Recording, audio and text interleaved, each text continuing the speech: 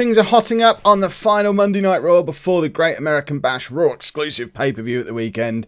And, yeah, especially considering Bullet Club might have turned up last week. And there was quite a big brawl to end the show.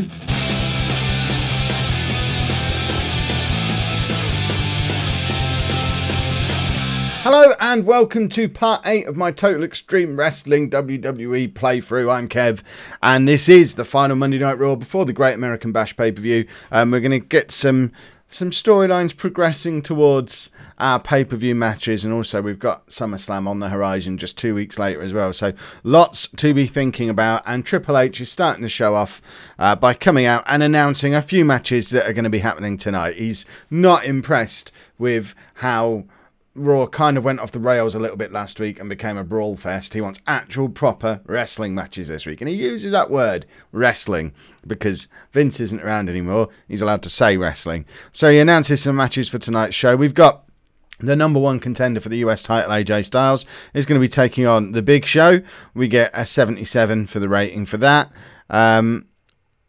Yeah, we've already got the pre-bookings created. We're going to have Kevin Owens against Seth Rollins. So our US champion against Seth Rollins for a 76 rating. And yes, we've already booked that. And then we want our number one contender for the Universal title, Samoa Joe, up against Dean Ambrose. Which, considering Samoa Joe's the lowest rated of everyone we've just pre-booked, that one gets an 80 rating. People obviously quite keen on that one, or just really keen on Dean Ambrose. So we've got 3 massive matches coming up on tonight's Raw, and we're going to start things off with one of them, and we go straight into AJ Styles versus The Big Show. Quite a long match for The Big Show to be involved in, but AJ Styles does defeat him. He somehow gets the calf crusher on The Big Show's enormous legs. Styles and Big Show didn't really work together. The Big Show was getting tired towards the end. It was too long a match for the Big Show. What am I thinking? Styles only getting a 73, presumably because he was struggling to work with the Big Show. And the Big Show, for him, a 59 is fine. But what we are going to do is turn the Big Show heel, because I want him to be heel, because I think he's better as a heel. So he worked. Let's just assume he worked that match as a heel, because that's how it was in my head. He came out as heel Big Show, took on AJ Styles, and eventually got beaten. I mean, 65 is a really poor rating for a match that involves AJ Styles. I think I might be booking AJ Styles wrong. And then, of course, the other big story from last week was Bullet Club arriving and battering Finn Balor so that he wasn't able to take part in the number one contenders match with AJ Styles. So he confronts the whole of the Bullet Club in the ring. I mean, Finn, that's a bad idea. Look at all of them. I mean, it's going to be a little bit sink or swim with some of these Bullet Club lot. I don't know if we can keep a 7-person faction going. Certainly not if we're trying to include them all in every segment. I think what we might need to do is just spread them out around the card and only bring them all together for very special occasions. But we have a segment with Balor basically telling them to leave him alone, and he drops in a little bit of, I created you. Talking specifically to Anderson and Gallows, because a lot of these turned up after Balor disappeared. I think my Bullet Club knowledge isn't as strong as it could be, but he's not very happy with any. I mean, he's disappointing with his creation coming in and attacking him, and wants to know why they're not just trying to take over WWE as a whole. Why are they focusing on just one man when they should really be looking at taking over the entire company? But bottom line, he wants Kenny Omega in a match, and he's determined to get it. But he doesn't get Kenny Omega right now. Omega leaves the ring, disappears. What he can have is Cody Rhodes. So we get a singles match, Finn Balor versus Cody Rhodes. Cody Rhodes does win the match. He defeats Balor in 10 minutes, illegally using the ropes for leverage after a Kenny Omega distraction on Balor. So certainly keeping the whole Balor-Omega tension going. And Balor gets a 69, Rhodes just a 46 because he spent 9 months in the Indies, which means he's not allowed good ratings anymore. We get a 56 for the match. Cody is one of many people that we're going to have to carefully build up to make him as awesome as he actually is. But we certainly have more tension between Finn Balor and Kenny Omega, and those two are absolutely going to be having a match at the Great American Bash. It's going to be Finn Balor versus Kenny Omega at the Great American Bash. We just need to find a way to not let the Bullet Club get involved. And then we have Stephanie McMahon coming out to the ring. She's announcing our new women's tag team title tournament that's going to be happening. So we're going to have women's tag team titles. We've got a selection of the lady wrestlers who are out in the ring giving their immediate reactions and picking partners and deciding who's going to be with who. Basically trying to get them all a little bit of star power rub off of Stephanie, and it doesn't seem to have worked particularly well. We're only getting a 63 for the segment. The angle's getting the crowd hotter, and it's advancing our women's title storyline because all the people involved in that are in the ring. Probably need to do a women's tag title storyline as well and try and separate the women's division apart a little bit. The idea is we don't have the women's champion also holding the tag titles and the same 4 people competing for everything. But for now, obviously it's going to be the big names who are out there to start things off. And we have our first round match. It's Bayley and Sasha Banks against Carmella and Emma, and we do get a win for Bayley and Sasha Banks as Banks defeats Carmella with a bankrupt. Sasha Banks head and shoulders above everyone else. Carmella struggling. That all sounds about right. Banks getting a 60 and showing that she probably needs to not be messing around in this tag title tournament because she's definitely women's title material. The rest of them, not so much. They're the ones who are going to be hanging around in this tag division. But we get a 52, which is fine for a women's match, I guess. And then we cut away to a segment with the Hardys. Remember, they're still not properly broken, but they are teasing early stages of brokenness. Just general weird behaviour.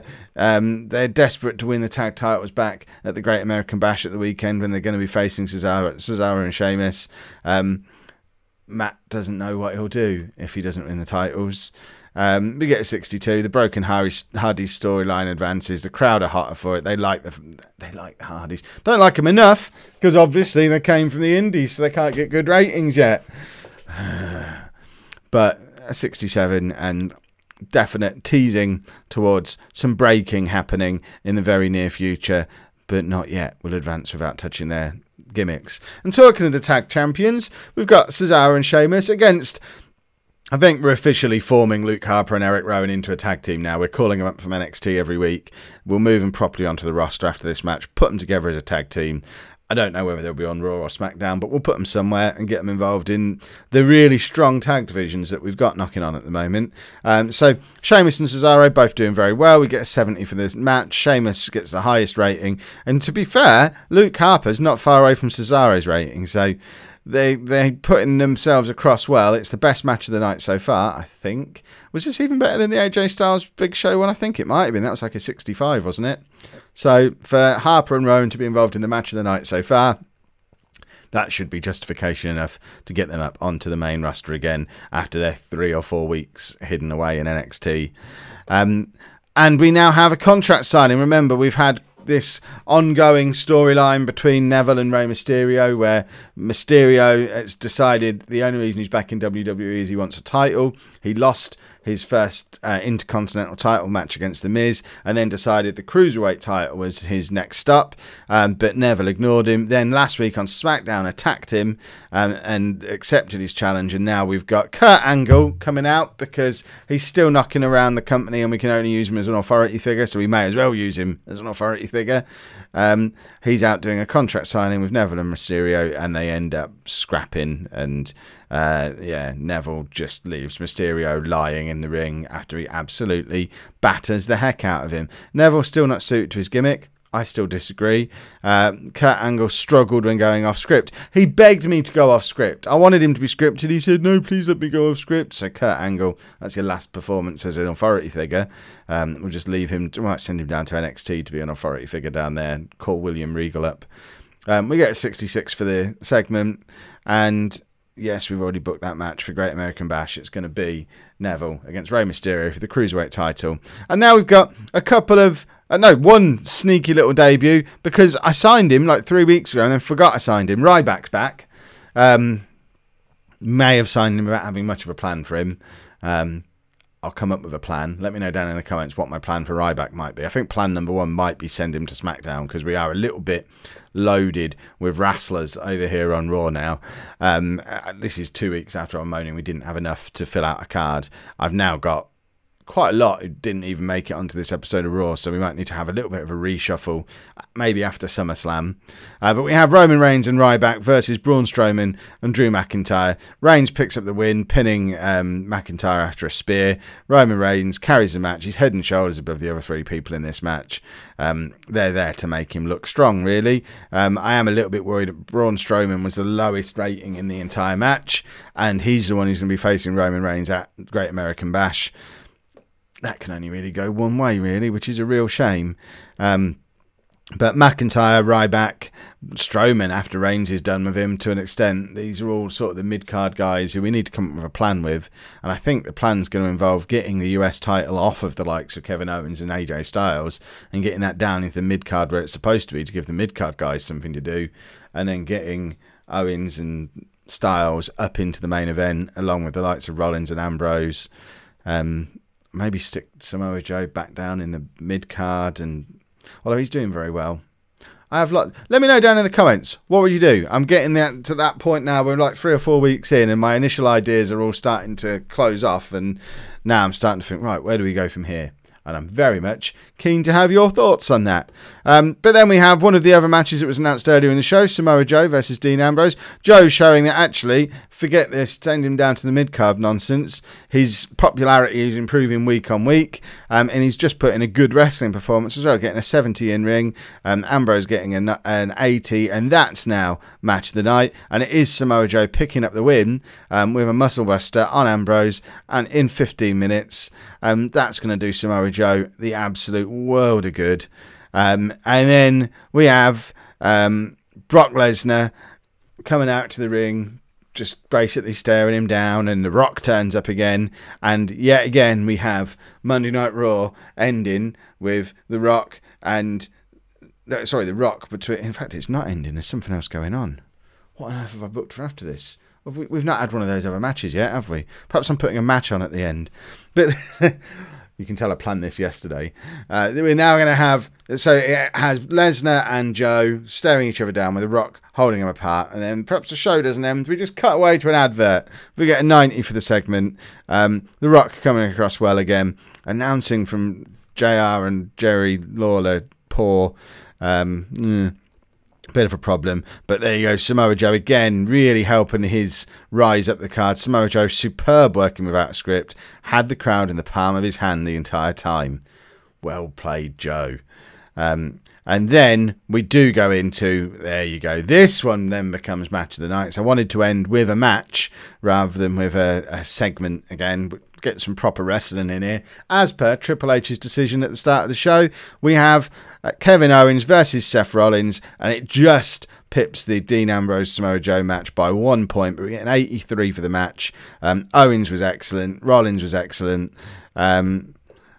Definite lack of psychology on display. Well, then these two need to sort themselves out. Perhaps just giving them 17 minutes and leaving them to get on with it with no storyline or title attached was a little bit ambitious. But they didn't seem... They've certainly not messed up. It's still match of the night in our main event. And we have Owens, Samoa Joe, AJ Styles all going into the Great American Bash looking strong. Brock Lesnar's still Brock Lesnar. And then we've got the whole Bullet Club stuff going on. The women's tag title stuff. Everything's moving in the right direction on Raw. Let's end the show. Hopefully we get a good rating for it. A 78. I can live with a 78. The crowd were disappointed at not getting any matches that had their aim as being storytelling. I thought I'd stuck one of them as story. That's my mistake. Probably should have done. If I'd have done that in that last match, it would have taken care of that drifting problem that we had. And somehow we've lost popularity despite what looked like quite a strong show to me. A 78 I can live with. We'll see how this progresses going into the Great American Bash. Before that, though, we have another episode of SmackDown. It's to see how the whole CM Punk, Daniel Bryan, Randy Orton, all that stuff develops over there. And then, once we get through Great American Bash, it's all about building for SummerSlam. Your ideas and thoughts on that, very much welcome in the comments.